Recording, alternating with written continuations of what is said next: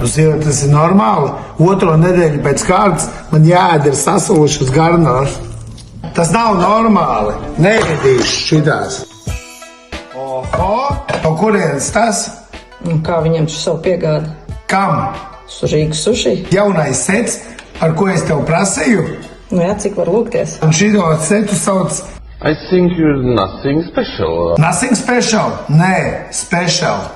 Tātad, ar ko es viņus ēdīšu? Ar rokām ēdīšu. Opā! Ir. Tas ēdu tikai labo rociņu, ja?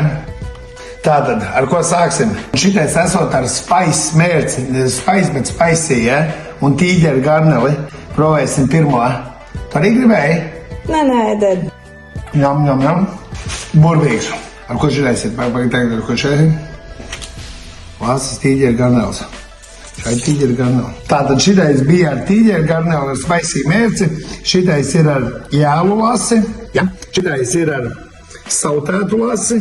Šitais ir ar sieru un smalcinātām garnelēm. Ja? Nekļūdījos. Krabīšiem. Ar krabīšiem. Tās man ir kaut ko? Ja arī jums ir apnicis ēst ierasto ēdienu, tad sazinieties ar Rīgas suši. Viņi vai nu jums piegādās, vai jūs aizbrauksiet uz vietas iegādāties. Arī svētdienās? Viņi strādā bez brīvdienām un arī svētku dienās.